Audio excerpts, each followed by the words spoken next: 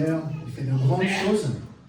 Et est-ce que vous voulez savoir de quelle manière le Seigneur agit des fois dans nos vies? J'ai remarqué, on a nos vies d'église et on prie les uns pour les autres, et puis des fois on vit des choses géniales. Le Seigneur exauce nos prières, il intervient de manière des fois miraculeuse, et on ne le sait pas toujours, c'est vrai, hein? Et donc je me suis dit que ça serait bien que de temps en temps on puisse laisser la place à des témoignages. Et puis ce matin, il y a, alors vous allez le connaître, il va se présenter, mais on a notre frère Bruno, voilà, un autre Bruno, voilà. Et donc je lui ai demandé qu'il puisse nous donner un témoignage, qui prenne le temps de nous raconter comment le Seigneur est intervenu dans sa vie. Et puis peut-être que Sandrine, que vous allez certainement connaître, elle a commencé à me faire des gros yeux. Je ne sais pas si elle va monter ou pas, vous débrouillerez entre vous, hein, voilà. Et puis, mais voilà, et c'est pour la gloire de Dieu, voir comment le Seigneur intervient dans des situations. On peut les encourager, les applaudir. Alléluia. Bonjour à tous, soyez bénis. Et bah oui, il n'y a qu'une moitié, donc il faut voir l'autre moitié. Et puis c'est la meilleure, donc voilà, la meilleure moitié. Voilà, on vous a rejoint depuis quelques semaines. On vient de la région de tout à côté de Cholet, en fait, donc Mortagne-sur-Sèvre. C'est pas compliqué, regardez pas sur la carte s'il n'y est pas. En fait, quand vous approchez là-bas, vous voyez les corbeaux à l'envers, c'est là-bas. En fait, ils sont à l'envers pour pas voir la misère d'en bas. Voilà, moi c'est Bruno, mon épouse c'est Sandrine. Et pour rendre toute la gloire au Seigneur, je vais vous raconter mon témoignage. Et je sors d'une famille, on était 4 enfants, et puis un papa violent et une maman qui s'est toujours occupée de nous.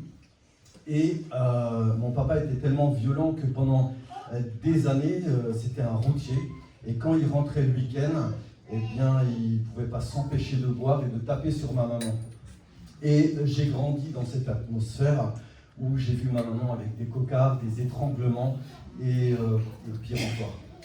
Et puis à l'âge de 18 ans, le jour de mes 18 ans, pratiquement jour pour jour, mon papa m'a dit « Tu vois la porte là-bas, tu la prends et tu t'en vas ». Donc je fréquentais à ce moment-là la maman de mes enfants, on était jeunes fiancés. Moi j'étais dans les Ardennes, dans le nord, elle habitait en Alsace. Et donc je suis arrivé, j'ai fait quelques bonnes centaines de kilomètres, 400-500 kilomètres pour arriver en Alsace. Et je suis arrivé chez mes beaux-parents, qui au bout d'un an, mon beau-père m'a dit « Bruno, tu vois la porte, tu la prends, tu t'en vas ». Voilà, mais je vous rassure, Jésus ne met pas dehors celui qui vient à lui. Amen. Et je me suis retrouvé à la rue. Je me suis retrouvé à la rue en plein hiver. Et voilà, comme quelques-uns qui ont été à la rue, je me suis retrouvé à la rue. Et l'hiver, on allait en auberge de jeunesse. Les auberges de jeunesse ouvraient leurs portes pour ceux qui étaient à la rue. Et là, voilà, je me retrouve au bout d'un moment avec un gars qui est à table. Lui, il mange et moi, je ne mange pas. Et il me dit, tu ne manges pas? Je dis, non, j'ai rien à manger. Et il va me dire, maintenant, tu manges avec moi. Et cet homme, en fait, ça faisait quelques mois qu'il était converti. Un ancien toxicomane qui avait été libéré de la drogue. Dieu avait vraiment brisé ses liens, un toxicomane, une drogue dure. Et pendant quelques semaines, grâce à lui, j'ai mangé. Mais aussi, il m'a raconté combien Dieu était bon. Sauf que l'erreur qu'il a faite, c'était de me dire que Dieu voulait être mon père et qu'il m'aimait. Alors je dis, non, tais-toi. Tais-toi, parce que l'image du père que j'avais, c'était pas ça. Et un jour, il m'a dit, quelques semaines, on a marché ensemble comme ça, il m'a dit, le jour où tu es vraiment au pied du mur, crie à Dieu, il répond. Et c'est ce qui est arrivé au bout de quelques semaines, quand nos chemins se sont séparés.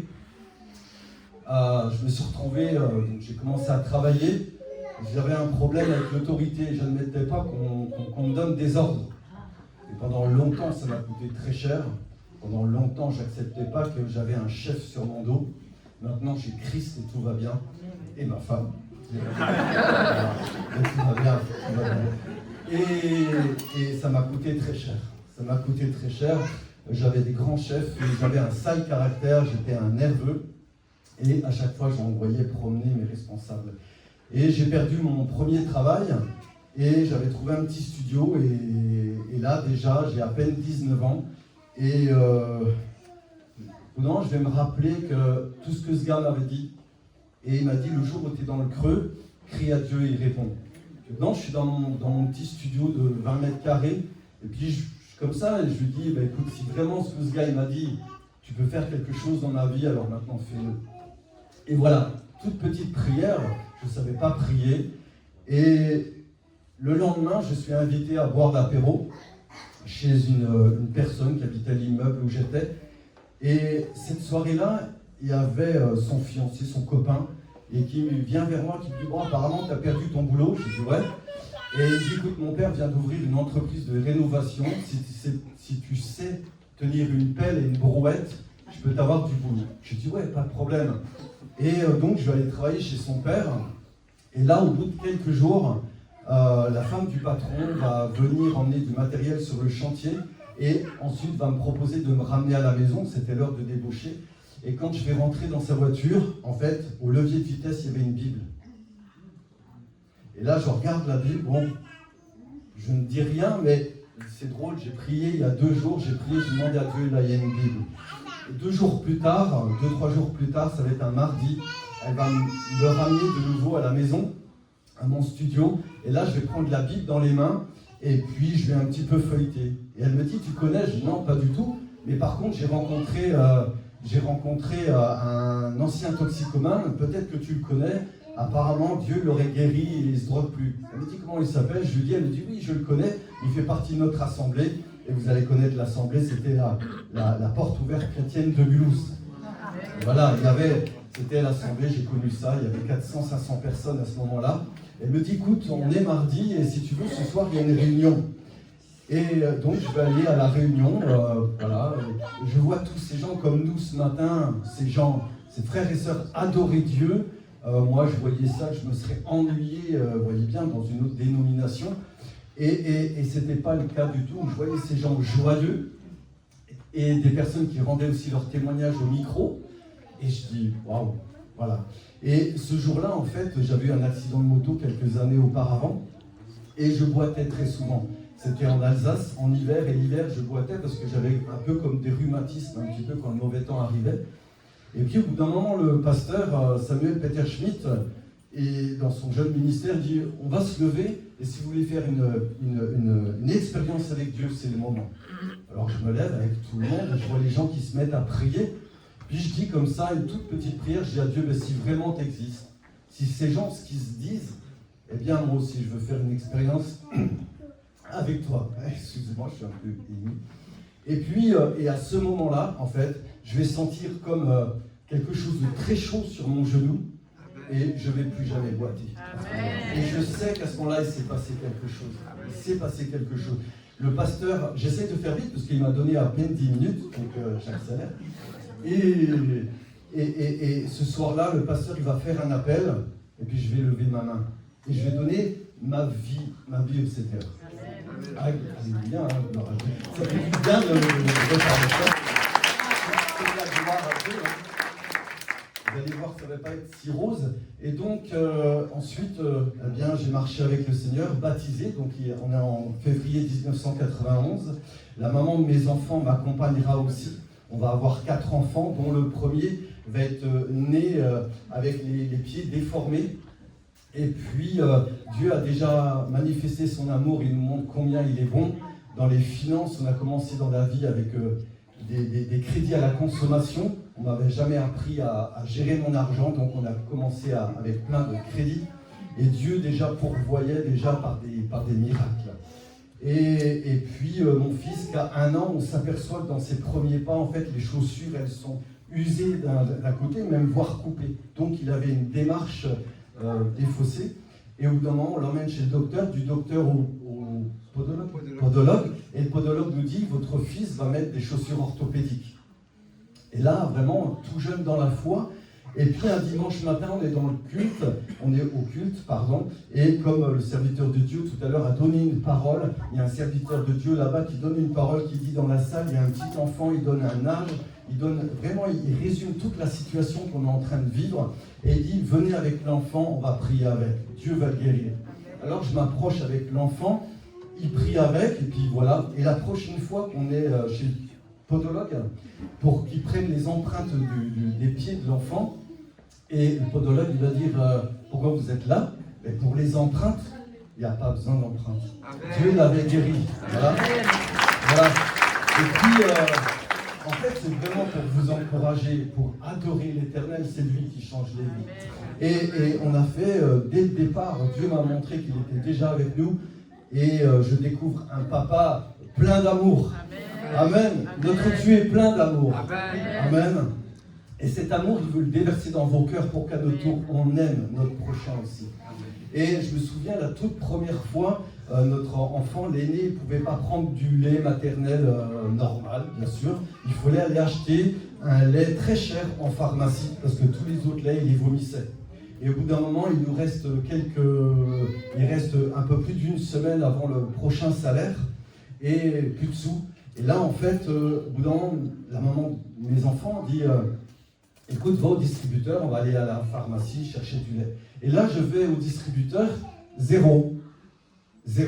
Alors, je reviens vite à la maison, je lui dis écoute, il n'y a pas d'argent. Et là, à ce moment-là, la première fois que j'entends la voix de Dieu qui me dit retourne. Et en attendant, je vais prendre un café et j'entends cette voix, il dit retourne. Et à ce moment-là, je vais dire à la maman de mes enfants, écoute, je retourne. Je ne sais pas pourquoi, je retourne. Il y avait une conviction, cette voix qui se faisait de plus en plus fort. Je retourne, il s'est passé 10 minutes, un quart d'heure. Je remets la carte bancaire, il y a 150 francs, parce qu'à l'époque c'est en francs. Bah oui, j'ai pas 25 ans. Hein, et 150 francs, un virement de la CPAM qui venait de se faire. On a pu aller acheter du lait. Et plein de fois comme ça, plein de fois. Et vraiment pour vous encourager, faites confiance à Dieu. Hein, plein de fois, vraiment, servez Dieu. Et puis, 10 ans se sont passés comme ça avec des témoignages. Et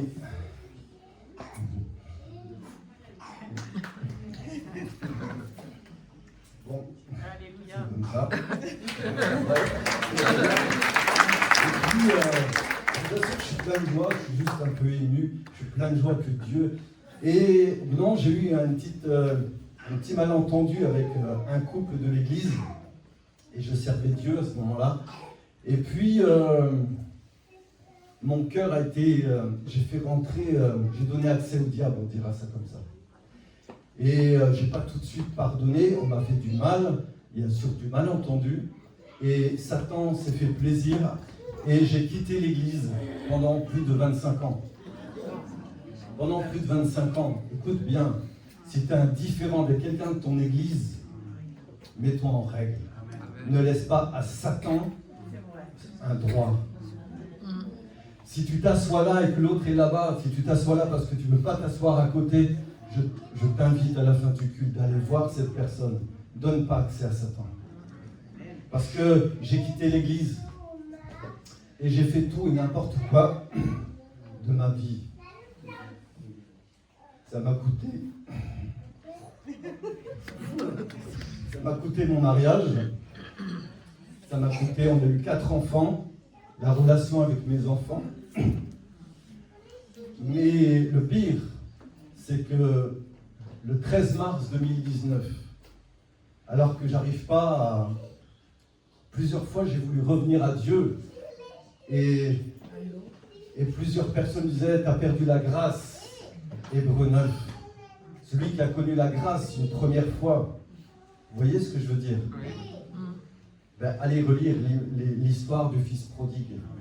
Parce que le 13 mars 2019, alors que j'avais mis une corde depuis quelque temps dans un carton au fur et à mesure de mes déménagements, ça fait quelques semaines qu'on se connaissait, parce que j'étais d'aventure en aventure avec les femmes. J'ai fait tout et n'importe quoi. Et 13 mars 2019, il est 17h, je viens de perdre encore un boulot, alors qu'on m'avait promis un CDI, et là c'est la goutte qui fait déborder tout, et je rentre à la maison, Sandrine est passée vite fait, ça faisait quelques semaines qu'on se fréquentait, et là ces derniers mois elle me disait, tu me fais peur, je ne sais pas si je vais te retrouver la prochaine fois. J'avais des idées noires, je fumais jour et nuit, et je buvais la nuit, le soir, c'était mon médicament pour dormir. Il me fallait ma bouteille pour dormir. Et 13 mars 2019, il est 17h, et je vis dans une petite maison en Vendée, tout seul. Et là, je lève les yeux au ciel, et je dis à Dieu, voilà. Je ne fais même pas une prière en lui disant, fais quelque chose dans ma vie. change cette situation, aide-moi à revenir, même pas. Je lève les yeux comme ça, je dis voilà, ça s'arrête là. Et je suis prêt à m'avancer à ma porte de garage. Et là, à ce moment-là, une lumière puissante. Une lumière puissante, un projecteur qui s'allume et je me retrouve à terre. Il est 17h, je me retrouve à terre. Et là, pendant 3 heures, je vais vivre une délivrance. Je vais voir toute ma misère de ces dernières 25 ans loin de Dieu. Et je vais pleurer. Mais pendant ça, il y a toutes sortes de choses qui sortaient de mon corps, comme si on m'arrachait des lambeaux de peau. Ça faisait même à moitié mal. Mais au bout d'un moment, je suis à terre et je vais ouvrir les yeux. Et il y a Christ à côté de moi qui me prend comme ça. Je suis comme ça, je suis à genoux et il me prend comme ça. Et là, il y a une joie. Il y a une joie. Parce que je n'étais pas joyeux. J'étais quelqu'un d'aigri, de méchant. Dès que je pouvais remettre quelqu'un à sa place, je le faisais. J'avais plus une grande bouche qu'autre chose, mais je taillais des costumes. Et là, il est 20h. Pendant 3 heures, cette rencontre de nouveau avec Dieu, cette nouvelle naissance est de nouveau faite, en fait. Et quand je vais me relever, je ne vais plus avoir ces idées noires, en fait. Il y a cette paix, vraiment, et là, je crie de joie. Je crie de joie. Sauf que, j'essaie de faire vite, hein, sauf que ça fait quelques jours que Sandrine n'est pas venue à la maison, et je dis à Dieu, maintenant, je fais quoi avec elle, maintenant? Ah oui, on se fréquentait, et puis, voilà, vous savez comment c'est. Et puis Dieu me dit, tu restes comme tu es. Donc elle va venir au bout d'un moment, dès que je vais ouvrir la porte, elle va me dire, qu'est-ce qui se passe chez toi? Directement, physiquement, il s'est passé quelque chose déjà. Et donc je vais lui raconter ce que j'ai vécu, et puis elle va me dire, oh là, ok, d'accord, bon, tu me fous la paix avec ton Jésus, d'accord? Si tu vas aller à l'église, tu vas à l'église, tu me gardes en dehors de ça. Mais parce qu'elle se disait athée. Vous voyez? Et je lui dis, écoute, c'est comme tu veux, la porte, elle est ouverte pour rentrer, elle est ouverte aussi pour sortir. Elle a dit, non, je reste. Moi, Dieu m'a dit, je vais toucher son cœur. Et là, je termine là-dessus. Et au bout d'un moment, je suis à l'église de Mulhouse, faire la semaine de jeûne et prière. Et elle va chercher son mec à travers la télé. Elle va savoir où est-ce qu'il est, mais j'étais loin de la caméra. Sauf qu'elle va entendre le message de l'évangile. Un pasteur, Mamadou Karambéry, qui va prêcher l'évangile. À la fin du message, elle va se mettre à genoux devant la télé. Elle va se réconcilier avec Dieu. Amen. Toute la gloire à Dieu. Toute la gloire à Dieu. Amen. Maintenant, je la laisse parler. Vite fait. Donc, bon, je prends la suite et je termine. Sandrine, finalement, voilà, elle a donné son cœur au Seigneur. Et quand je vais revenir de Mulhouse, elle va me dire, je suis comme toi maintenant. Comment ça? Devant la télé, à genoux, j'ai accepté Jésus. Elle se fera baptiser 2 ans plus tard. 2 ans plus tard. Et c'est une guerrière. Amen. C'est une guerrière. Voilà. Je voulais vous encourager. Tenez ferme. Et adorez le Seigneur. Il est bon. C'est lui qui change les vies. Juste encore 30 secondes. Si aujourd'hui tu n'as pas donné ton cœur au Seigneur, il est bon. Il ne te condamne pas, il ne te juge pas. Et si tu es tombé, il va te relever. Amen. Si tu es loin de lui, il va se manifester dans ta vie. Toute la gloire à Dieu. Amen.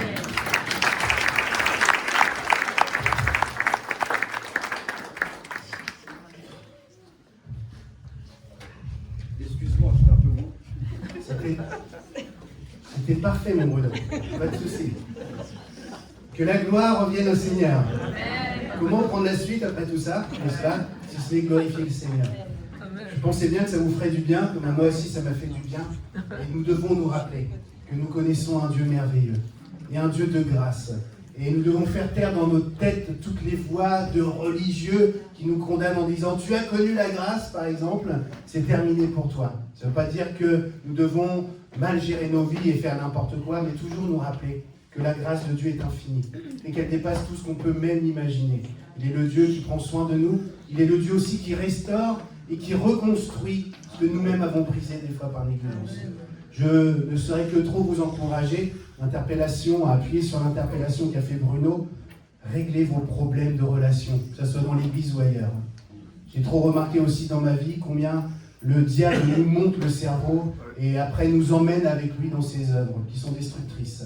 Le diable ne veut pas notre bien. Vous le saviez ça? Oui. Il ne veut que nous détruire. Il ne vient que pour voler, égorger et détruire. Voilà la mission du diable. C'est ce qu'il fera dans tous les espaces de nos vies que lui laisserons. Il ne nous laissera pas tranquilles, il voudra nous détruire, anéantir nos vies, briser nos familles, encore et encore. Mais le Dieu que nous servons, lui, aime. Il pardonne et il restaure. Et ça, j'ai un ami qui s'appelle Moussa Koné, il dit ça, c'est du spécial Jésus. Il n'y a que lui qui peut faire ça. Il est le Dieu incomparable qui a donné sa vie pour chacun de nous et rien de ce que nous n'avons fait n'est trop difficile pour lui pour nous pardonner. Il est le Dieu d'amour et ça, nous avons besoin de nous rappeler de cela. Amen. Amen. Alors la suite. Ouvrez vos Bibles dans le Lévitique. Ah, c'est une blague, allez. Il y en a qui commençaient à blanchir, qui disaient oh là là, j'aimais bien le témoignage. Allez, nous terminons la série que nous avons entamée il y a quelques temps. Et nous terminons par l'église de Philadelphie. Si vous étiez là il y a quelques temps, nous avons débuté l'année en se posant la question finalement, si le Seigneur décidait de revenir en 2026, est-ce que je serais prêt? Est-ce que nous, en tant qu'église, nous serions prêts? Et ce que nous avons remarqué, c'est que le Seigneur non seulement va revenir, mais avant son retour, il prend le temps de parler à son église. Il fait d'une certaine manière un peu l'état des lieux. Il veut que nous puissions nous rendre compte où nous en sommes. Et lorsque nous étudions la Bible, et notamment le livre de l'Apocalypse, qui est le livre de la Révélation, nous voyons qu'il prend un temps certain à prévenir différentes églises. Elles sont au nombre de 7. Le 7 qui correspond à la plénitude de Dieu, à ce qui est nécessaire pour que le message de Dieu puisse passer. Et puis nous voyons dans ces 7 églises des traits de caractère, des façons de fonctionner qui peuvent nous concerner. Je ne vais pas refaire tous les messages, vous pouvez les trouver sur Internet, sur notre site Internet, sur notre chaîne YouTube. Vous tapez Église du Colombier et vous allez trouver tous les enseignements. Et nous avons parlé jusqu'à présent de 6 églises. Et le moins qu'on puisse dire, c'est que ces 6 églises faisaient des choses qui étaient des fois bien, et puis des fois, elles étaient d'une certaine manière infidèles à ce que Dieu leur demandait. Et Dieu, d'une certaine manière, les encourageait, mais il les reprenait aussi. Pourquoi est-ce qu'il faisait ça? Parce qu'il aime son église. C'est lui qui l'a bâtie. Et lorsque nous reprenons nos enfants, c'est pas que nous voulons leur faire du mal. Nous avons eu des enfants, nous avons des enfants. Quand nous les reprenons, c'est parce que nous les aimons et nous venons les mener plus loin, tout simplement. Je ne crois pas qu'il y en a un parmi nous qui dit « Tiens, mon enfant, je vais le sanctionner, je vais le reprendre parce que je veux lui faire du mal. » Si jamais c'est vos sens, vos sentiments, vos émotions, prenez un rendez-vous avec le pasteur, il faut qu'on cause. Ok? Nous reprenons nos enfants pour leur faire du bien, pour les faire grandir, pour les rapprocher de la bonne voie, d'une certaine manière. Nous avons étudié donc 6 églises, 6 messages adressés à 6 églises. Et aujourd'hui, ce n'est pas la 7e, c'est la 6e, mais je voulais qu'on termine par celle-là, parce qu'il est question de l'église de Philadelphie. Nous allons lire ensemble la lettre qui lui est adressée. Et ce qu'on peut dire déjà, c'est qu'il y a une différence par rapport aux autres. C'est qu'elle, elle est encouragée, mais elle est même encouragée encore à continuer son action. Et on a l'impression, en lisant le message qui lui est adressé, qu'elle, elle est fidèle. Et elle est prête, d'une certaine manière, pour le retour du Seigneur. Et qu'elle a gardé dans son cœur ce qu'il fallait faire. Nous allons voir un petit peu comment est-ce que ça peut nous parler à nous, Église du Colombier, aujourd'hui, si jamais le Seigneur revenait en 2026. Est-ce qu'il a un message à nous donner? Est-ce que nous pourrions être prêts? Alors nous allons faire comme nous avons fait la dernière fois, les fois précédentes. Nous allons nous tourner sur la ville de Philadelphie. Donc accrochez-vous bien, il y a beaucoup de choses à dire sur la ville de Philadelphie. Ce que je peux vous dire, c'est que c'est une ville qui n'a jamais vraiment prospéré, parce qu'elle était elle aussi donc, sur une zone où la géologie faisait des caprices, beaucoup de tremblements de terre, et finalement elle n'a jamais été très peuplée, parce que justement on ne pouvait pas trop s'installer, donc il n'y avait jamais trop d'habitants, et ça c'est ce qu'on peut dire de la ville de Philadelphie. Je vais plus vite, parce que Bruno a pris beaucoup de temps, n'est-ce pas? Dieu te bénisse, mon cher Bruno. Et donc l'église de Philadelphie, qu'est-ce qu'on peut dire d'elle? Eh bien pas grand-chose non plus, on ne sait pas grand-chose d'elle, mais ce qu'on sait, c'est qu'elle a peu de moyens. Elle a peu de moyens, mais par contre, elle sert un grand Dieu. Ça, c'est ce qu'on sait de l'église de Philadelphie. Elle n'est ni trop riche, ni trop pauvre. En termes de capacité, elle n'a pas toutes les capacités qu'il faut, et elle n'a pas non plus pas du tout de capacité. On va dire elle est juste au milieu, mais ce n'est pas la grande église glorieuse comme on a vu dans des précédents messages. Et donc, nous allons lire la lettre adressée à cette église de Philadelphie, dans Apocalypse au chapitre 3, à partir du verset 7. Voilà. Et donc vous avez, merci Aurore, la traduction en anglais, pour ceux qui parlent anglais. God bless you. À l'ange de l'église qui est à Philadelphie, écrit: voici ce que dit le Saint, le véritable. Celui qui tient la clé de David, celui qui ouvre et nul ne peut fermer, qui ferme et nul ne peut ouvrir. Je connais ta conduite. Voici, j'ai ouvert devant toi une porte que nul ne peut fermer. Je le sais, tu n'as que peu de puissance, tu as obéi à ma parole et tu ne m'as pas renié. Eh bien, je te donne des membres de la synagogue de Satan. Ils se disent juifs, mais ils ne le sont pas. Ils mentent. Je les ferai venir se prosterner à tes pieds et reconnaître que moi, je t'ai aimé. Tu as gardé le commandement de persévérer que je t'ai donné.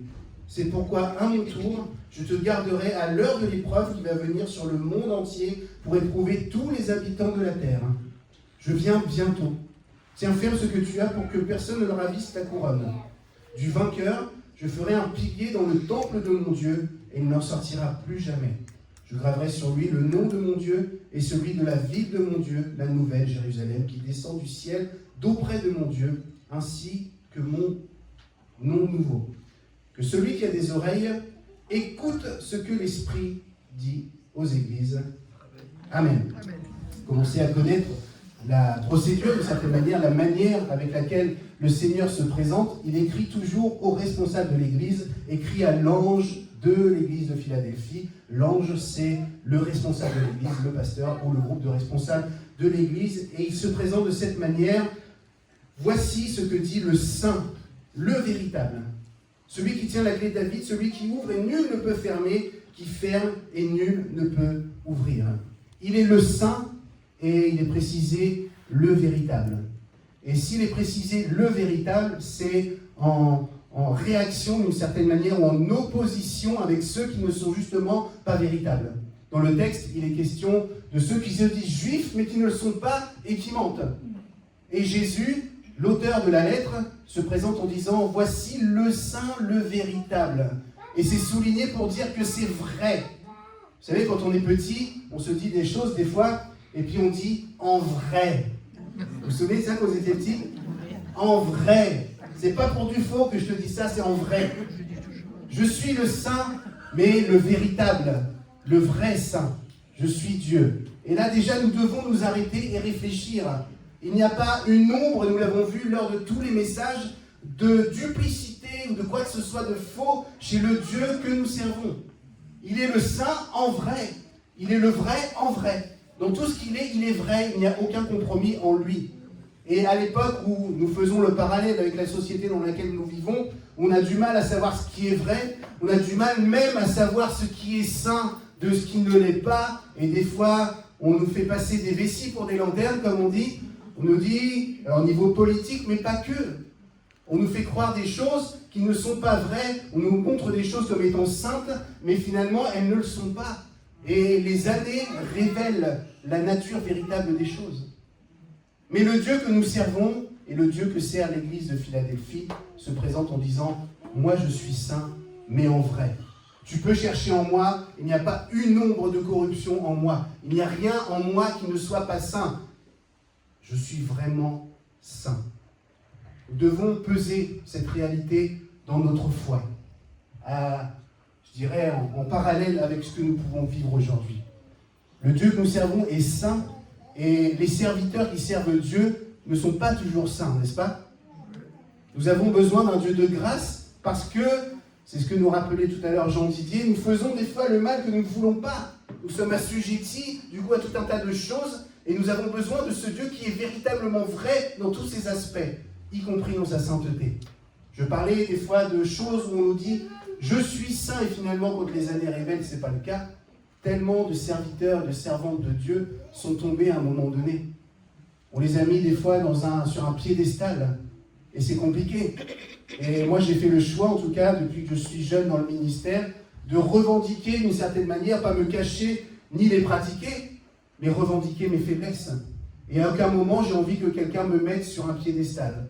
Je ne veux pas être le pasteur 3 fois saint qui n'a besoin de rien, et quand il parle, il est tellement saint qu'on a l'impression que les pieds touchent même plus l'estrade.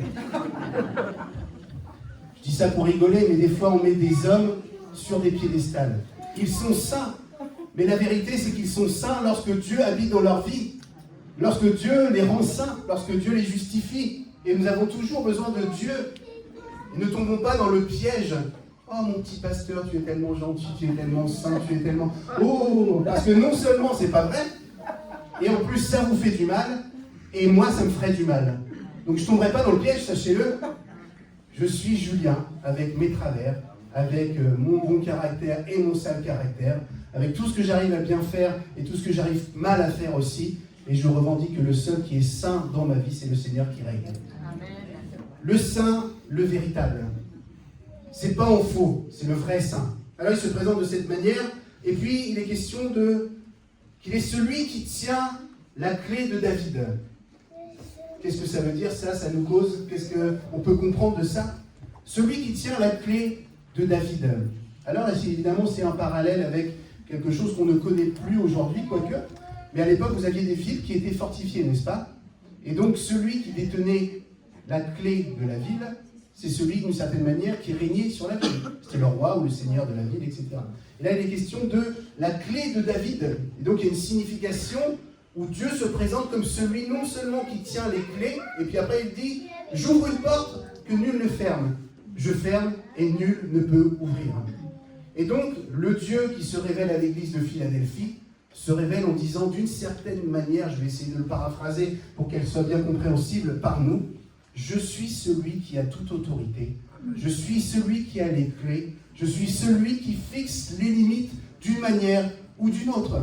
Je suis celui qui règne et en vrai. Et ainsi, nous devons aussi nous arrêter, comme certainement l'église de Philadelphie s'arrête à cette présentation, et réfléchir à nos vies. Nous avons toujours dans nos vies des moments où les choses s'arrêtent. Il y a notre naissance, n'est-ce pas? Et puis il y aura notre mort, bientôt, plus tard. En tout cas, ça viendra bien à un moment donné. Le Seigneur est au contrôle. Il fixe le début, il fixe la fin. Mais aussi dans notre manière d'agir. C'est pour ça que je voulais que Bruno puisse témoigner, parce que ça nous ferait du bien. Moi, j'avais entendu son témoignage. Et c'est tellement flagrant dans sa vie de voir à quel moment le Seigneur a fixé les limites. Il ne connaissait pas le Seigneur, il a dit, et à un moment donné, le Seigneur s'est révélé à lui d'une manière comme ça. Et puis on part dans une vie chrétienne, des fois, et souvent on s'arrête là. J'ai rencontré le Seigneur et c'était génial. Effectivement, c'est génial. Et jusqu'à la fin de ma vie, ça a été un long fleuve tranquille. J'ai plus jamais eu de problème, de difficultés, de tentations, etc. Je pense que ça peut arriver des fois. Mais la plupart du temps, on sait que non. Et notre cher Bruno est un bon exemple, comme moi j'ai pu être aussi un bon exemple.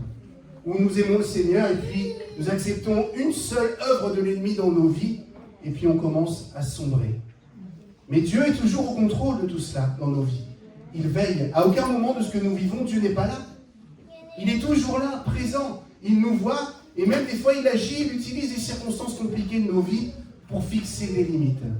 Et à notre cher Bruno, à un moment donné, il lui a dit « Ok, tu t'es barré en live là, pendant 20 ans. » C'est ça 25 ans. 25 ans. C'est long, merci, 25 ans. Pendant 25 ans. Et il met les limites. Où lui avait décidé de mettre les limites, le Seigneur dit c'est moi qui va créer une autre limite et maintenant c'est un nouveau départ. Le Dieu que nous servons est celui qui fixe les limites. Peu importe ce que tu vis, peu importe ce que tu crois vivre, où tu te dis j'ai l'impression que Dieu n'est pas au contrôle, que Dieu ne voit pas ce que je vis. Il est au contrôle. Il te conduit dans les limites que lui-même a fixées. Il est celui qui ouvre les portes, il est celui qui ferme les portes. Il est celui qui dit j'ouvre une porte et que nul ne peut fermer. Si le Seigneur à un moment donné t'a rencontré vraiment, si tu as fait une vraie rencontre avec le Seigneur, la porte a été ouverte, je déclare ce matin que nul ne peut fermer cette porte qui a été ouverte un jour. Amen. Ni tes difficultés, ni même ton incrédulité, je crois que le Dieu que nous servons est plus persévérant qu'on peut imaginer et il trouvera toujours un moyen pour atteindre ton cœur. Si à un moment donné, la grâce est entrée dans ta vie, je crois que Dieu va persévérer pour qu'elle demeure pour toujours. C'est lui qui fixe ses limites. Est-ce que je peux entendre un grand amen? Amen. Ésaïe 9, versets 5 à 6, vous connaissez ce texte. Il est dit, car pour nous un enfant est né, un fils nous est donné, et il exercera l'autorité royale. Il sera appelé merveilleux, conseiller, Dieu fort, Père à jamais et prince de la paix. Il étendra sans fin la souveraineté et donnera la paix qui durera toujours au trône de David et à tout son royaume. Sa royauté sera solidement fondée sur le droit et sur la justice, dès à présent et pour l'éternité. Amen. La suite, au verset 8 du texte que nous avons lu, il dit « Je connais ta conduite.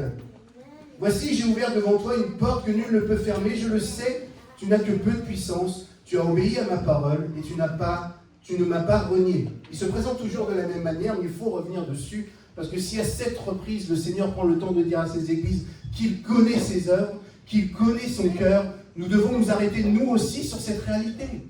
Il nous connaît. Est-ce que ça vous arrive de cacher des choses aux gens des fois? Il n'y a que moi qui lève la main. Je suis vraiment un extraterrestre. On a tous et toutes nos vies secrètes. Il y a tous des choses qu'on cache parce que ça n'intéresse pas les autres. Et puis il y a des choses aussi qu'on cache parce que ça ne serait pas glorieux que les autres l'apprennent. Si elle savait ce que je pense d'elle, la sœur truc là. Il n'y a pas de sœur truc dans la salle, c'est pour ça que j'ai donné ce nom-là. Ou ce que pense le frère. Que Dieu te bénisse, mon frère. Et dans nos cœurs, on cache. Ok? Il y a tellement de choses qu'on cache ou qu'on pense pouvoir cacher dans nos actions, dans nos attitudes, quand on est au volant et qu'on s'énerve. Moi, ça m'arrive jamais. Vous savez, vous êtes énervé, puis il y en a un qui vous double, puis... Ah non, il y a un poisson sur la voiture. Que Dieu te bénisse. Je sais que c'est arrivé au moins à 2 personnes par ici. Des choses qu'on cache, Dieu connaît. Dieu voit. Dieu voit tout ce qu'on lui cache, mais il voit tout ce que les autres n'arrivent pas à voir. Nos souffrances. Il y en a qui ont des souffrances. Il y en a qui ont des peines. Il y en a qui ont des questionnements qui sont là, qui se disent, mais pourquoi? Pourquoi est-ce que Dieu m'a abandonné? Pourquoi est-ce que Dieu ne répond pas? Pourquoi est-ce que j'agis de telle manière? Nos souffrances, tout ce que nous avons laissé l'ennemi à un moment donné, vous savez, on l'a appris il n'y a pas longtemps, c'est que Dieu pardonne, mais il y a toujours des liens, il y a toujours des représailles, il y a toujours des choses qui restent face à nos actions. Il y a toujours des conséquences. Et des fois, il y a des conséquences en lien avec le péché que Dieu a pardonné. Où on a fait des choses, Dieu a pardonné, c'est sûr. Mais il y a ça. Alors Dieu restaure, évidemment. Mais des fois, les choses demeurent. Et nous restons là, et on a l'impression que Dieu ne voit pas. Alors que Dieu dit, je connais. Et nous devons nous arrêter et nous rappeler ça. Qu'il n'y a pas un micron de je ne sais quoi, je ne suis pas scientifique, je ne connais pas les termes, quelque chose de trop petit dans nos vies que Dieu ne connaît pas. Il sait. Il voit tout de nous. Même nos façades. Même nos sourires qui masquent nos souffrances. Il voit. Il n'est pas un étranger. Il voit. Nous avons nos enfants, des fois, qui nous racontent des trucs, et puis on les voit faire. Vous avez déjà vécu ça? Ouais, tu peux toujours me raconter ça, mais je sais. Et je te connais en plus. J'étais jeune avant toi. Le Dieu que nous servons connaît nos vies. Il connaît le début, et il connaît la fin. Et il voit aussi qui nous sommes en lui. Nous développons des fois des apparences. Je parlais de ça à un moment donné où, quand on est jeune, peut-être plus les garçons que les filles, quoique, on joue des personnages. Et quand on commence à avoir 14-15 ans, on commence à écouter de la musique, on veut vivre une espèce d'appartenance avec la communauté, et puis on commence à rentrer dans des rôles. Et moi, quand j'étais jeune, j'avais croisé Sarah, et puis elle disait que j'étais un wesh-wesh. Si vous ne connaissez pas l'expression, vous demanderez à un spécialiste qui vous dira. Et finalement, voilà, j'avais pris toute une attitude, je marchais comme ça, quoi. Avec une casquette, un jogging, enfin vous voyez, pour me confondre dans la masse, pour être adopté par mes frères, par le sang, quoi, comme on dit aujourd'hui. Et aujourd'hui, je mets une casquette, c'est juste parce que j'ai plus de cheveux. Hein. Et on se construit des personnages, vous voyez, et on finit par y croire. Et puis on s'imagine qu'on est un gros dur, que voilà, dans notre tête on est le nouveau Jack Messrine ou je ne sais quoi, vous voyez. Et puis on rencontre le Seigneur. Et puis là le Seigneur dit, mais pourquoi? Pourquoi tu fais ça? Pourquoi tu joues à ça? Moi je te connais. Moi je connais ton cœur, vraiment. Je sais ce que j'y ai déposé. Et je sais que tu n'es pas une racaille de Shanghai, comme on dit. Je sais que tu as un cœur doux. Je sais que tu as telle capacité que moi-même je t'ai donnée, parce que c'est moi qui t'ai créé. Le Seigneur dit, je te connais. Et ce qu'on croit être de nous n'est pas forcément la vérité. Et pour nous rendre compte de cela, quand le Seigneur nous dit, je te connais, et qu'on choisit de lui faire confiance. C'est ce qui a commencé à changer ma vie, quand j'ai arrêté de me croire pour un gros dur, et que le Seigneur a pu prendre la place dans mon cœur, que j'ai arrêté d'une certaine manière de jouer un rôle. Et j'aimerais juste vous dire que c'est quelque chose, un choix qu'on doit faire tous les jours, de ne pas entrer dans un rôle, d'être vrai. Parce que moi je jouais la racaille, mais d'autres jouent les méga spirituels. Ils ne le sont pas véritablement. Ça va ma sœur? Par la grâce, elle est bien ça. Et à l'intérieur on crève, on a de la rancœur, on a de la jalousie, on a plein de choses comme ça, et le Seigneur dit, moi je te connais. Alors fais-moi confiance. Plonge-toi dans une relation avec moi, c'est ce qui va faire la différence. Je connais ta conduite. Voici, j'ai ouvert devant toi une porte que nul ne peut fermer. Je le sais, tu n'as que peu de puissance. Tu as obéi à ma parole et tu ne m'as pas renié. Et le Seigneur dit ce que je disais précédemment. Voici, j'ai ouvert une porte. C'est moi qui l'ai ouverte dans ta vie. Et j'aimerais juste insister sur ça. L'œuvre que le Seigneur a accomplie dans chacune de nos vies à un moment donné, quand son esprit nous a touchés, nous a convaincus de péché, de justice et de jugement, que nous l'avons accepté. C'est la plus belle porte qui s'est ouverte dans nos vies. Et je déclare que nul ne pourra la fermer. C'est valable pour chacun d'entre nous qui avons fait une alliance avec le Seigneur. Ça ne veut pas dire que tu n'auras pas de problème. Ça ne veut pas dire que tu n'auras pas de doute. Ça ne veut pas dire qu'à un moment donné, même, tu ne pourras pas sombrer dans des choses que le Seigneur ne veut pas. Mais lui sera fidèle à son alliance. Il sera fidèle à la porte qu'il a ouverte dans chacune de nos vies. Au verset 9, eh bien, je te donne des membres de la synagogue de Satan. Ils se disent juifs, mais ne sont pas, ils mentent. Je les ferai venir se prosterner à tes pieds et reconnaître que moi, je t'ai aimé. Tu as gardé le commandement persévéré que je t'ai donné. C'est pourquoi à mon tour, je te garderai à l'heure de l'épreuve qui va venir sur le monde entier pour brûler tous les habitants de la terre. Le message qui est adressé à l'église de Philadelphie est le suivant. Je vais le résumer un peu. Le Seigneur lui dit, tu as été fidèle. Et ce qu'on voit par rapport aux autres églises qu'on a étudiées, c'est qu'elles n'ont pas été fidèles, mais qu'eux, ils ont été fidèles. Et pourtant, on a l'impression qu'elles ont eu les mêmes tentations, qu'elles ont vécu les mêmes difficultés, qu'elles sont dans un contexte plus ou moins similaire, et qu'elles aussi, on pourrait dire légitimement d'un point de vue humain, elles auraient pu être infidèles au Seigneur, mais cependant, elles ne l'ont pas été. Elle n'a pas été infidèle, cette église de Philadelphie. Elle est demeurée fidèle et elle a persévéré. Persévérer, vous connaissez, c'est continuer même quand on n'a plus envie. Et quand on n'a plus envie, c'est difficile de continuer. J'ai souvent dit ça, mais la réalité, c'est que quand on ne veut plus, on ne veut plus, quoi. Mais la persévérance, c'est ça. Ils ont insisté, même si c'était compliqué. Ils ont choisi de dire, je reste fidèle à ce que Dieu nous a demandé. Tout à l'heure, Bruno parlait de l'église de l'APO de Mulhouse, que vous connaissez certainement, peut-être de loin ou de plus ou moins proche. Mais si on étudie l'histoire de cette église, et je ne vais pas faire une relique ou quelque chose de saint et où on doit tous ressembler à l'église de Mulhouse, c'est pas ça du tout, mais en tout cas, leur vie d'église nous enseigne. Et leur persévérance nous enseigne aussi. Et si vous avez entendu les témoignages, c'était les 60 ans il n'y a pas longtemps, l'église de la Porte Ouverte vient d'une vision que le fondateur, Papa Jean, comme on l'appelle, a reçue. Et lui, à plusieurs reprises, face aux tensions, face aux divisions, Bruno disait tout à l'heure, lorsqu'il fréquentait l'église, ils étaient 400. Mais à un moment donné, je sais qu'ils avaient bien commencé, et ils se sont retrouvés une toute petite poignée. Et Papa Jean dira à l'époque, je préfère mourir que de ne pas rester fidèle à ce que Dieu m'a montré. Parce que la division venait justement de méga spirituels qui avaient tout mieux compris que les autres, et qui disaient à Papa Jean, ben non, on va faire tel-ci, comme ça serait mieux, etc. Et Papa Jean dit, non, voici ce que j'ai reçu, moi, de la part du Seigneur. Je préfère mourir que de devenir infidèle à ce que Dieu m'a montré. La suite de l'histoire, Dieu lui a rendu justice d'une certaine manière, Et Dieu a pu bénir cette église parce que je crois qu'ils ont été fidèles dans ce que Dieu leur avait montré. Alors qu'est-ce que Dieu dit à l'église de Philadelphie?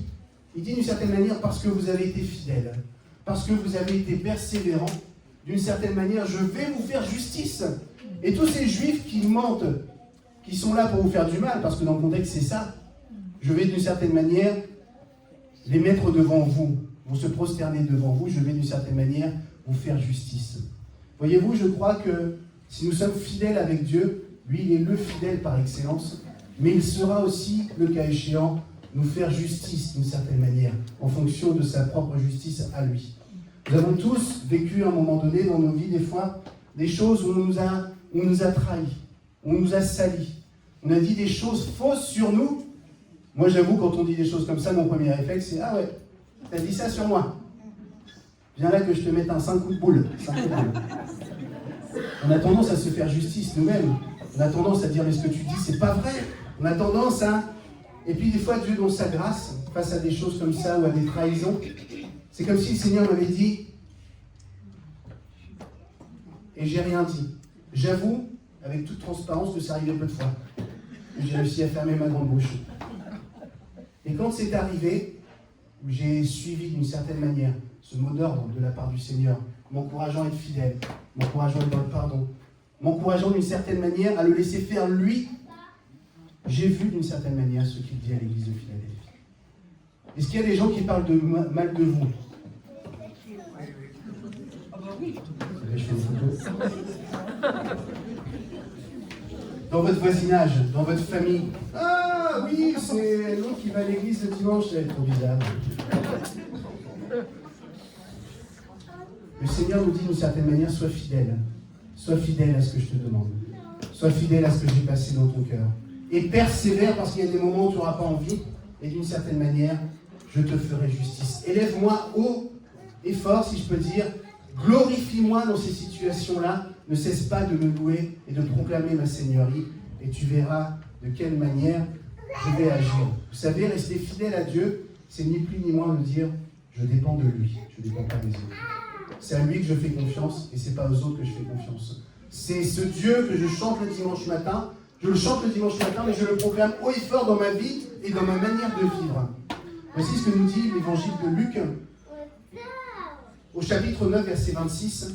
« Si quelqu'un a honte de moi et de mes paroles, le Fils de l'homme, à son tour, aura honte de lui quand il viendra dans sa gloire, dans celle du Père et des saints anges. » Voyez-vous, le raccourci est vite fait lorsque nous ne servons pas Dieu. Parce que nous ne sommes pas fidèles. Et nous ne sommes pas fidèles lorsque nous pratiquons notre propre justice d'une manière ou d'une autre. Dieu ne peut pas se glorifier. Par contre, celui qui avec attention sera attentif à la parole de Dieu, sera fidèle à la parole de Dieu, comme l'est l'église de Philadelphie, Dieu n'aura pas honte de lui. Et Dieu, d'une certaine manière, lui rendra justice. Nous sommes dans une époque où c'est difficile de pouvoir tenir ferme sur ce que dit la parole de Dieu. C'est dur aujourd'hui peut-être de proclamer la parole de Dieu et on aimerait nous faire taire face à des sujets de société. Nous disons, voici ce que dit la Bible, et la société nous dit, vous n'avez pas le droit de dire ce que dit la Bible. Quelle est notre responsabilité? Quelle est notre action par rapport à ça? Ça va, je continue? Les enfants sont excités, hein, c'est pas grave. La vie, ça fait du bruit, c'est normal. Ok? Le Seigneur les bénisse. Mais faites pas trop de bruit, attention. Le verset 11, je viens bientôt. Tiens ferme ce que tu as pour que personne ne te ravisse ta couronne. Qu'est-ce que... La tête était coincée. Qu'est-ce que ça veut dire, la couronne? On est là? La couronne, dans notre contexte, ça ne veut pas dire grand-chose. Personne n'a des couronnes, personne ne sort de chez lui le matin, dit j'ai mis ma couronne, ça ne nous évoque pas quelque chose, mais dans le contexte, c'est parlant pour les gens de l'époque. Dans les Jeux de Rome, lorsque quelqu'un était vainqueur, on lui donnait une couronne.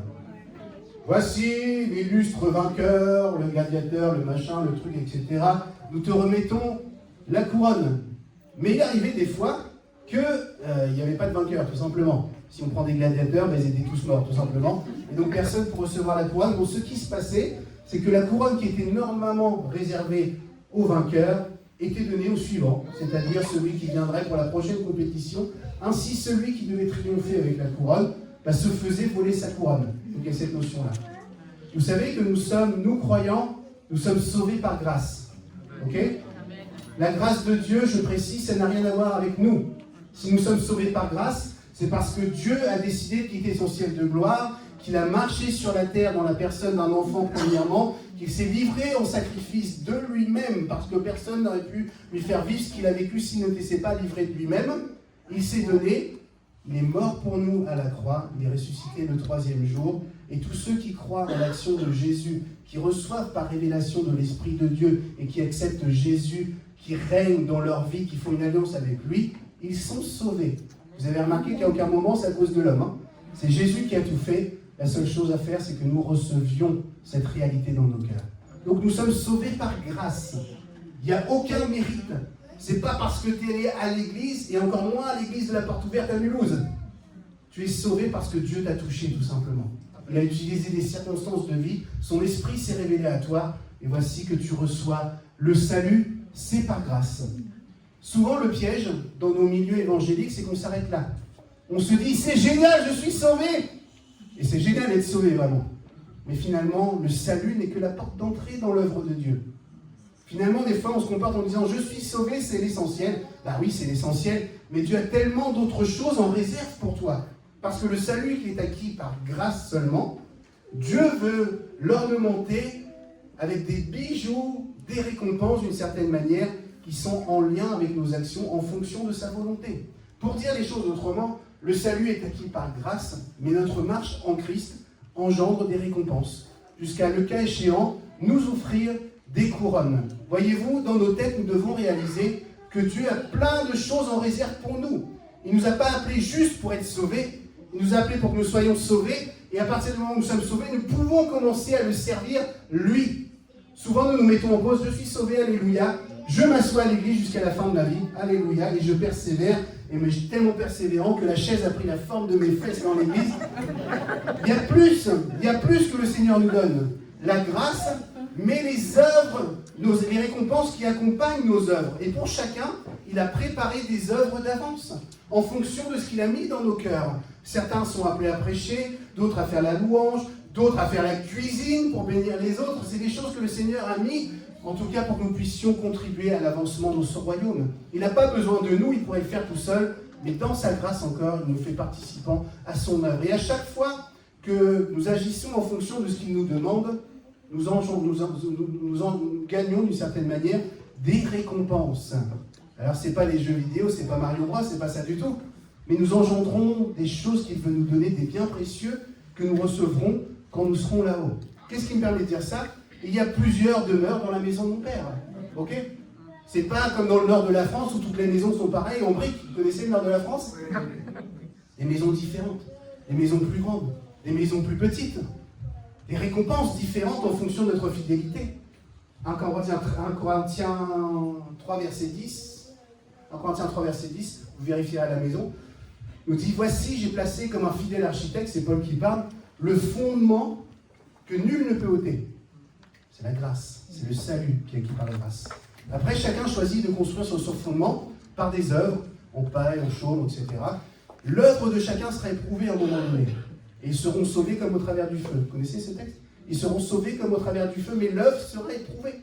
Et les œuvres qui seront humaines, qui seront terrestres, qui ne seront pas en fonction de ce que Dieu avait préparé, seront consumées. Les gens resteront sauvés, mais les œuvres ne seront pas en lien avec la marche.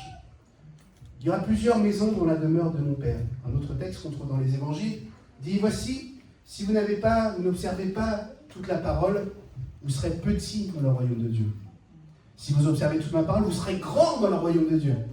Par contre, si vous n'observez pas ma parole et que vous êtes comme ces religieux, ces pharisiens, vous n'entrerez pas dans le royaume de Dieu. À plusieurs reprises, la Bible nous parle d'hériter du royaume de Dieu.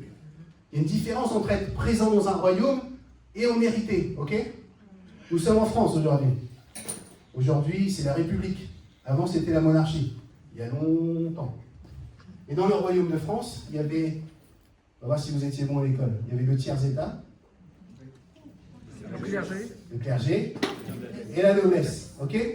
Ils étaient tous les trois ordres Dans le royaume de France, lequel des trois hommes héritaient du royaume de France? Peut-être quelques nobles. Ils étaient tous dans le royaume de France, ok? Mais certains avaient une condition dans le royaume de France, c'est un exemple que je donne, qui était différente entre le paysan du tiers-état et le noble, le prince de je sais pas quoi là. Ils étaient tous les deux dans le même royaume. Je crois que dans le royaume de Dieu, ce sera la même chose, sauf qu'il n'y aura plus de souffrance, il n'y aura plus de choses compliquées, il n'y aura plus d'état d'âme compliqué, il n'y aura plus de jalousie, il n'y aura pas de rancœur. Mais il me semble que la Bible nous montre quand même que dans le royaume de Dieu, il y aura différentes maisons, tout simplement.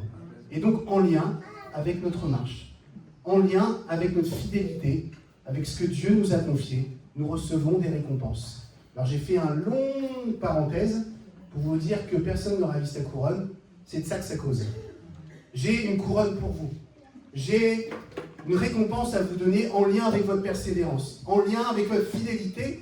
Veillez donc que personne ne prenne votre couronne, et si on fait l'image avec les jeux du cirque à Rome, finalement, ne perdez pas votre récompense avec des choses futiles, que personne ne vous prenne votre couronne. Alors la question nous est posée à nous ce matin, est-ce que nous sommes prêts à garder notre couronne? Quelles sont les récompenses que le Seigneur nous a déjà données dans nos vies?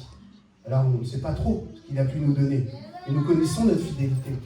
Et je crois que lorsque nous recevons des récompenses de la part du Seigneur, c'est comme des choses qui, d'une certaine manière, sont acquises dans nos vies. Vous avez déjà eu des défis, des fois, dans votre vie de foi, et il y a des domaines où, à un moment donné, c'est comme si vous avez été vainqueur. C'est comme si le Seigneur, dans sa grâce, vous a permis, et vous, en fidélité, vous, en persévérance, vous dites, bah oui, tel point dans ma vie, c'est acquis. Rassurez-moi, il y a des gens, c'est comme ça? Pas compris ce que tu veux dire, Julien. Je dis des fois dans nos vies, dans nos épreuves, il y a des domaines où on ressort vainqueur. Pas que ça a été difficile, et on ressort, on se dit voilà, c'est acquis. Les gens, des fois, ont eu des problèmes avec les finances. Ils ont eu du mal à faire confiance en ce Dieu qui pourvoit, par exemple. Et puis Dieu a pourvu d'une manière miraculeuse, et là ils se disent maintenant je sais. Un peu ce que dit j'avais entendu parler de toi, maintenant mon œil te voit. Vous voyez, c'est quelque chose qui est acquis. Et je me dis des fois, dans nos vies, les récompenses qu'on reçoit, c'est ces trésors qui sont là.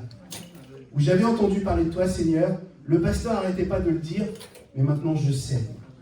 Et quelque part, je me dis, c'est comme des choses qui sont acquises, comme des récompenses que le Seigneur nous donne. En tout cas, est-ce que je suis prêt à garder ça?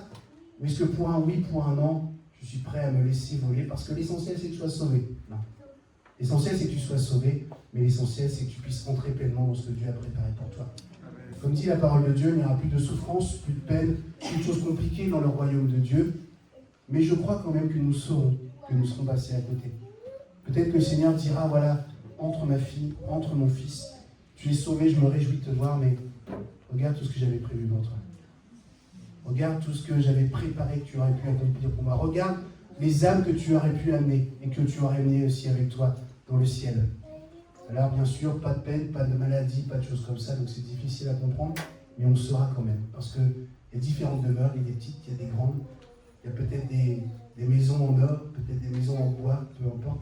Nous sommes tous dans la félicité céleste auprès du Seigneur, mais nous saurons, je crois, nous saurons quand même, que peut-être nous sommes passés à côté.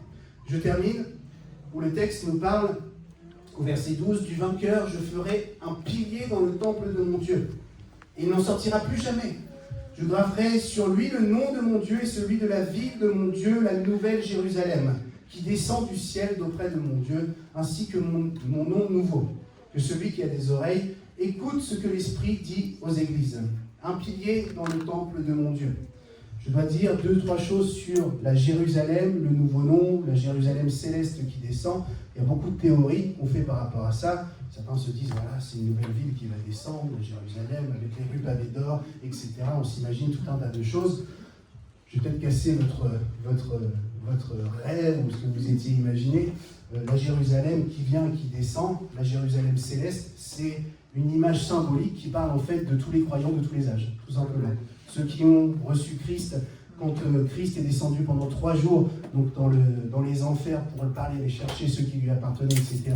Et depuis l'action de Christ, tous ceux qui ont accepté Jésus dans leur vie, donc tous ceux qui nous ont précédés et tous ceux qui nous suivront, Tout ça, c'est la Jérusalem céleste. C'est tous ceux qui ont cru, c'est les croyants de tous les âges, tout simplement. Et elle descend du ciel au retour du Seigneur, et c'est avec le Christ que nous régnerons, tout simplement. Voilà. On a fermé Jérusalem céleste, maintenant il est question de la colonne dans mon temple. Vous avez compris que l'homme a chuté dans la Genèse. Il y avait un paradis, c'était l'Éden, c'était beau. Il y avait des arbres, ok? Les arbres, quelle est leur particularité? C'est qu'il y a des troncs. Ok? Jusque-là, je ne vous apprends rien. Et on a cherché à créer des temples après, et puis le Seigneur donne des instructions, et puis on y a toujours mis des colonnes dans ces temples. C'est la symbolique de l'arbre. On essaie de retrouver en fait la relation avec Dieu au travers de cette colonne.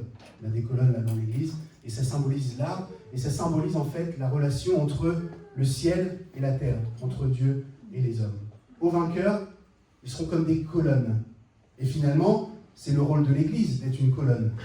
C'est le rôle de l'église d'être en connexion avec le ciel et avec la terre. Aux vainqueurs, à tous ceux qui gardent ma parole, à tous ceux qui triomphent en persévérant, tous ceux qui sont fidèles, tous ceux à qui je ferai justice, aux vainqueurs, ils seront comme une colonne. Et les gens les regarderont en tant que tels. Colonne en symbolique de celui qui est en relation avec Dieu et avec la terre. Ou celui qu'on voit, on se dit, purée, il y a quelque chose de particulier et j'ai l'impression que je peux m'approcher de lui parce qu'il est comme en connexion avec le ciel. Et ça, c'est le rôle de l'Église, mais de l'Église qui est fidèle à la parole de Dieu. Si l'Église pratique des choses religieuses, si je peux dire comme ça, elle n'est plus forcément directement en relation avec le ciel. Elle est en relation avec sa pratique, avec ses conceptions, avec tout un tas de choses. Et des fois, on peut se poser la question, si quand les gens nous voient, ils nous voient comme ces colonnes en relation avec le ciel. Et dans la notion de colonne, il y a la stabilité, quelque chose qui porte. Est-ce que nous sommes, nous, chrétiens, nous, Église du Colombier, toujours cette colonne en relation avec le ciel? Ou est-ce que les choses sont un peu parties en vrille? Est-ce que par notre incrédulité, par notre manque de fidélité, par notre manque de persévérance, du coup, quand on nous voit, c'est pas une colonne qu'on voit, mais c'est peut-être un petit amas de pierres. La bonne nouvelle, c'est que le Seigneur que nous servons est celui qui veut restaurer tout ça. Vous l'avez entendu dans le témoignage, nous pouvons sombrer, nous pouvons chuter, nous pouvons par légèreté ou par tout un tas de choses sombrer, mais le Dieu que nous servons voit notre vie à la fin, il veut, je crois, restaurer les colonnes qu'il veut que nous puissions être. Colonnes comme témoignage, dans la ville où nous sommes. Comment les gens voient notre Église, l'Église du Colombier? Quelle est l'image qu'ils ont de l'Église du Colombier? Comme quelque chose de stable qui, en fonction des vents, des marées, des choses compliquées, demeure, et je crois que c'est le cas. L'Église est là depuis plusieurs décennies maintenant. Elle est toujours là parce que c'est l'œuvre de Dieu. Dieu a ouvert une porte ici, et je crois qu'il ne la fermera pas. Amen. Mais nous devons, nous, être des colonnes. Nous devons, chaque instant, nous rappeler ce que Dieu nous a demandé. Persévérer, rester fidèle pour demeurer ces colonnes. Au vainqueur serait comme une colonne, comme un point de connexion entre le ciel et la terre. Voyez-vous, il y a des gens qui ont besoin de cette connexion. Il y a des gens qui, je crois, de plus en plus cherchent une révélation de Dieu. Il y a des gens qui courent à droite et à gauche pour essayer de trouver quelque chose qui changerait leur vie. La bonne nouvelle, c'est que nous savons que c'est ici. Pas ici à cause du lieu, mais ici à cause de la présence de Dieu qui nous unit. Nous sommes l'Église, nous sommes des pierres vivantes parce que Dieu règne et parce que nous sommes ensemble. Donc je prie que dans les temps qui viennent, nous soyons vraiment ces colonnes, symboles de stabilité, symboles de connexion entre le ciel et la terre. Amen. D'autant plus que les temps sont compliqués. Le thème du message, nous avons terminé cette série. C'était « Et si 2026, le Seigneur choisissait de revenir, quel message adresserait-il à nos cœurs? Quel message adresserait-il à notre Église du Colombier ?» Pour terminer, je crois que le Seigneur cherche dans l'Église du Colombier, dans les pierres vivantes que nous sommes, cette stabilité. Je crois que le Seigneur ne nous promet pas des finances à plus savoir qu'en faire, et je crois qu'il nous promet sa présence dans nos vies, parce que nous choisissons de lui demeurer fidèles, parce que nous choisissons de persévérer encore et encore. Je crois qu'il fera justice, je crois qu'il révélera tout ce qu'il voudra révéler si nous sommes fidèles jusqu'au bout. Le message que nous devons garder pour ce matin, c'est que les choses sont peut-être dures dans nos vies, c'est peut-être compliqué. On vit des tensions, on vit des choses qui ne sont pas justes, on vit des choses qui sont aussi le fruit de nos choix. Ce que nous disait Bruno tout à l'heure, à un moment donné, je décide d'en faire qu'à ma tête, je décide de ne pas traiter le mal comme je dois le traiter, et puis je me fais attraper. Le Seigneur est fidèle et bon, il veut reconstruire. Et je crois que nous devons nous attendre à ça, à trouver une église qui soit fidèle. Le Seigneur attend dans les temps qui viennent. J'espère que nous voulons être de ceux-ci. Et par la foi, dites un grand Amen. Amen. Père éternel, merci pour ta parole, ta fidélité, ta grâce. Merci de ce Dieu merveilleux que tu es, qui nous voit des fois tomber, qui nous voit chuter, mais tu es ce Dieu qui pardonne et qui relève. Te louons pour ça. Merci pour ton message. Merci Seigneur pour ta fidélité malgré nos infidélités des fois. Et ce matin, tu nous rappelles que ce que tu attends de notre Église, c'est une Église qu'elle soit fidèle. Nous dans nos vies personnelles, nous dans notre vie d'Église. Pas aller en fonction des vents, des marées, mais en fonction de ta parole et de ta parole seule. Père, fais-nous grâce ce matin. Viens nous parler, Seigneur, au-delà des mots, viens confirmer dans nos cœurs ce que tu veux faire, ce que tu veux que nous puissions mettre en place dans nos vies, Seigneur Dieu. Que la gloire te revienne, je te remets tous mes frères, tous mes sœurs. Seigneur, merci de continuer ton œuvre en eux, Père. Que la gloire te revienne, Jésus. Amen.